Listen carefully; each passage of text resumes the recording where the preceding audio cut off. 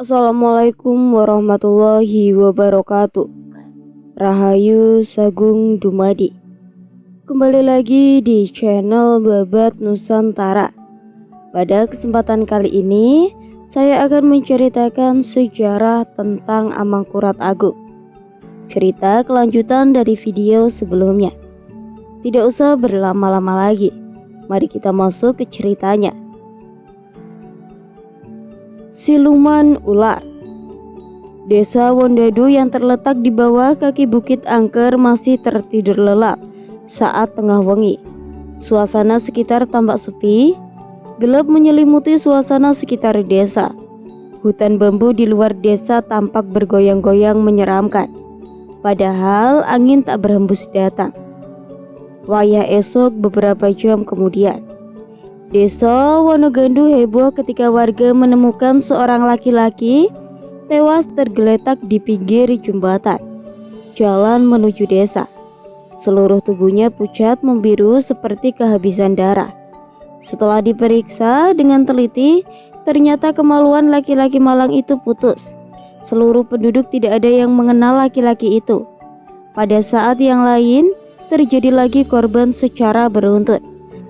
Semua yang tewas secara misterius adalah laki-laki dengan ciri sama, kemaluan putus.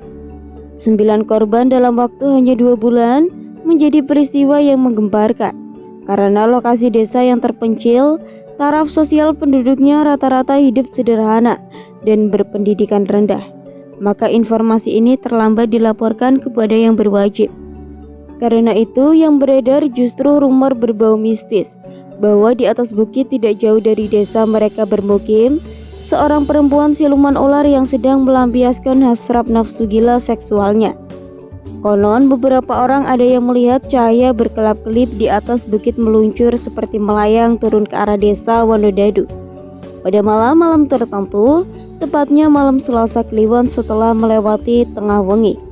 Pada suatu hari, di sebuah rumah yang terletak di pinggir desa dekat hutan bambu, seorang anak muda sedang mendengarkan wejangan kakeknya. Anak muda itu bertubuh tinggi tegap, dengan celana pengis hitam tanpa baju. Ia kelihatan gagah dengan otot-otot yang menyiratkan kejatanan. Sang kakek sendiri berumur sekitar 80 tahun, berjenggot panjang, memakai ikat kepala dari kain hitam yang dililitkan menjadi udeng. Pakaian hitam-hitam seperti seorang pendekar pencak silat. Eyang Sembranyawa, mengapa kita tidak bertindak? Orang tua yang dipanggil Eyang Sembranyawa itu tidak menjawab. Eyang, seharusnya kita tidak berpangku tangan, kata cucunya lagi. Ki Sembranyawa masih belum menjawab. Berkali-kali ia menghela nafas panjang, sambil tangannya mengelus-ngelus jenggot panjangnya. Matanya menatap gelapnya malam di luar rumah. Eyang? Iya, aku mendengar semua kata-katamu, jawab kakeknya. Apa tindakan kita, Eyang? Desak cucunya tidak sabar. Tidak ada, jawab Ki Sembranyawa pendek. Cucunya heran dan kaget mendengar jawaban itu. Tapi penduduk semakin resah. Apa hubungannya dengan kita? Kakek mengajariku agar kita selalu berbuat kebaikan, kan?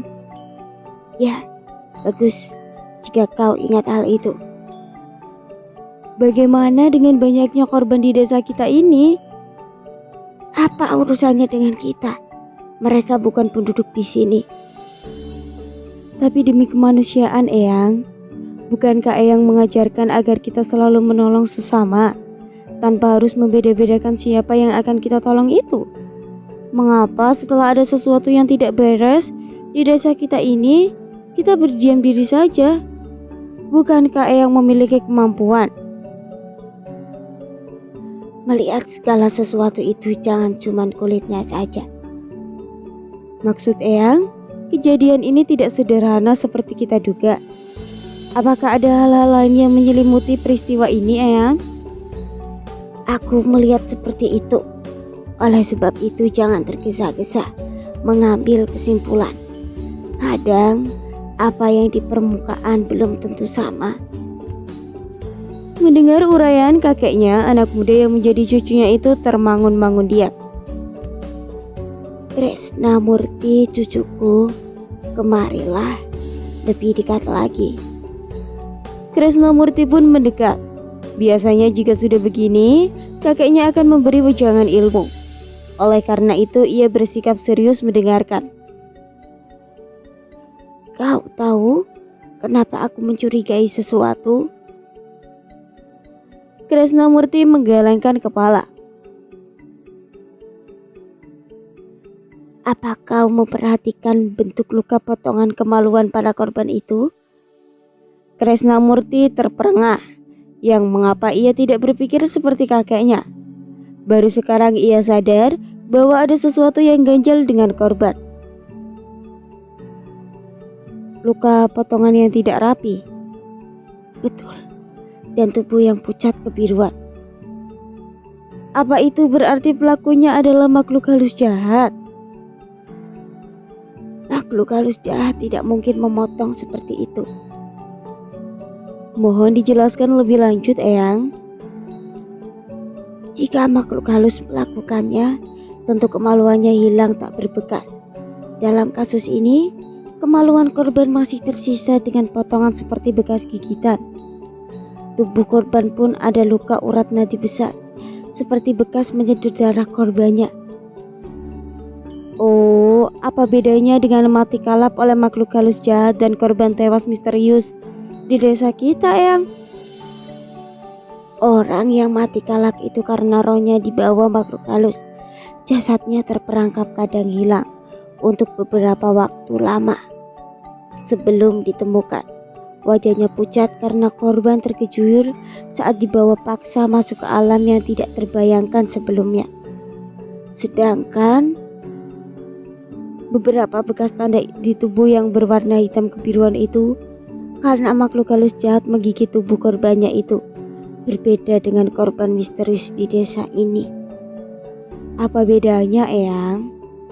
Menurut pendapatku yang bodoh ini, korban-korban misterius itu bukan perbuatan makhluk halus jahat, melainkan perbuatan manusia jahat yang punya tujuan kepentingan tertentu.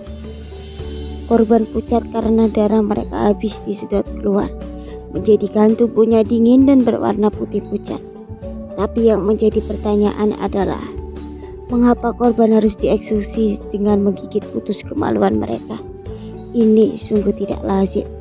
Kecuali pelakunya adalah manusia penderita kelainan jiwa akut atau orang yang jelas menganut ilmu hitam, pemuja makhluk siluman. Oh, itu bukan tugas kita untuk menyelidiki ya? Itu tugas polisi. Tapi apa, Eyang? Mungkin kita bisa membantu mengungkap kasus ini. Nah, kalau gitu aku setuju, Eyang. Ya. Yang mengherankan kenapa semua korban itu seperti sengaja dibuang di desa ini. Bukankah lebih aman dibuang di jurang atau dimasukkan ke sumur mati? Dari mana ia memperoleh korban-korban sebanyak itu? Ini sudah tergolong kasus pembunuhan berantai yang dikemas atau dikamuflase sebagai pembunuhan mistis makhluk halus jahat. Kapan kita mulai bergerak, Eyang? Seperti wong kebelet kamu ini, nak. Malam itu kebetulan malam Selasa Kliwon. 2 orang terlihat mendaki bukit di luar desa melewati rute melingkar. Naik dari arah belakang bukit, bukan dari arah desa-desa. Langit tampak cerah karena tepat bulan purnama penuh. Sinarnya menerangi kawasan hutan di lereng bukit. Semakin naik ke puncak, cahaya bulan semakin terang memancar.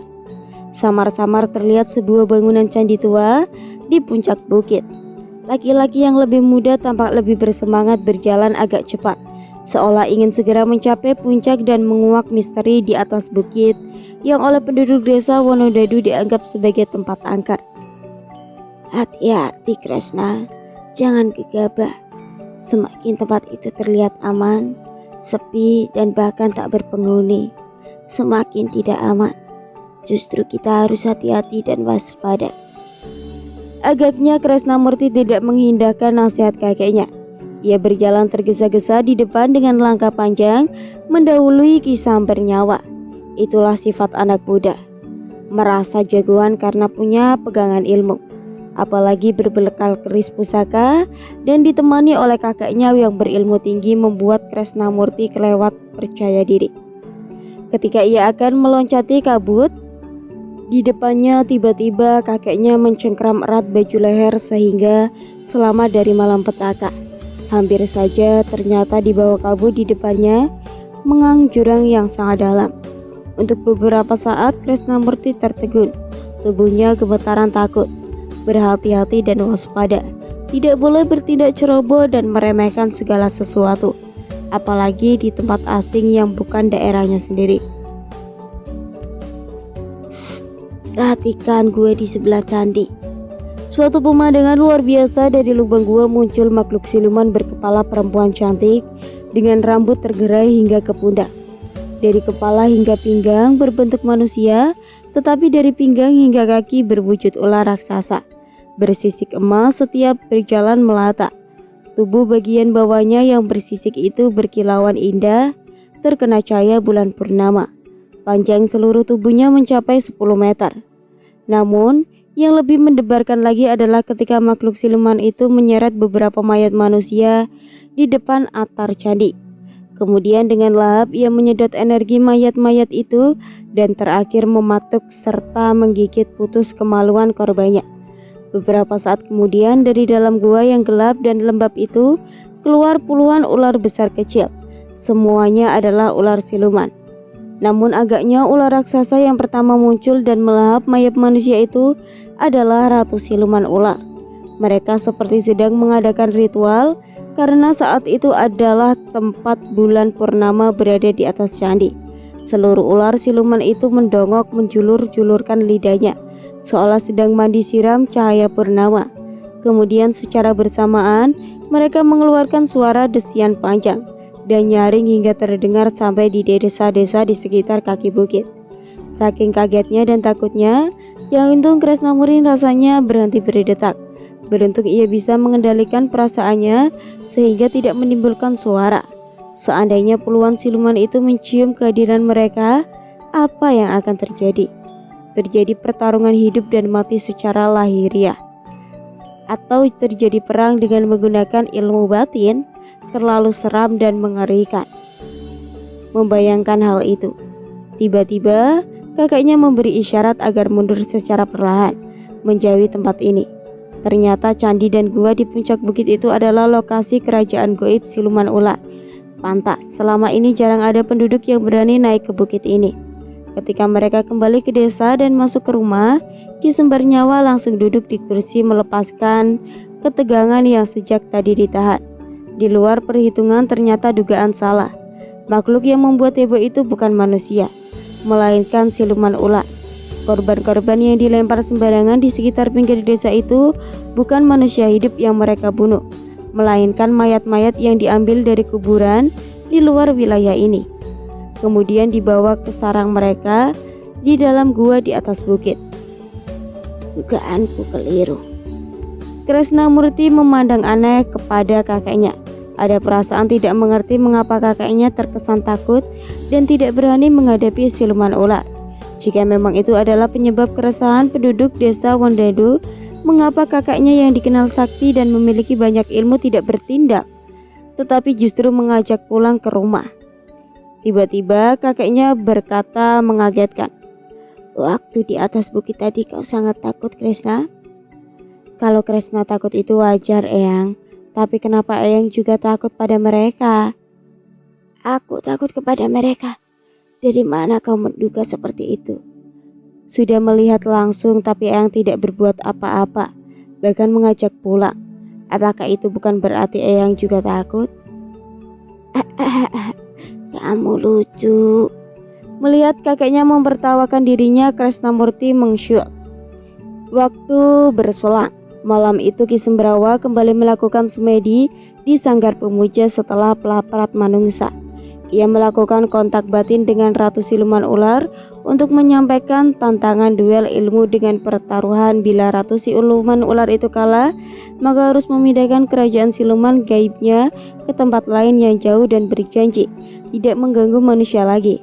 Namun jika dalam perang tanding nanti ternyata Ki Sambar Nyawa kalah, maka Ratu Ular boleh tetap bersemayam di atas bukit dan Ki Sambar Nyawa bersedia menjadi budak. Perjanjian telah disepakati oleh kedua belah pihak. Waktu pun ditetapkan saat bulan muda muncul di langit timur. Pertarungan ilmu akan dimulai. Setelah selesai melakukan channeling robe dengan Ratu Siluman Ular, Ki Sambar Nyawa kemudian menghentikan semedinya sambil mengusap wajahnya.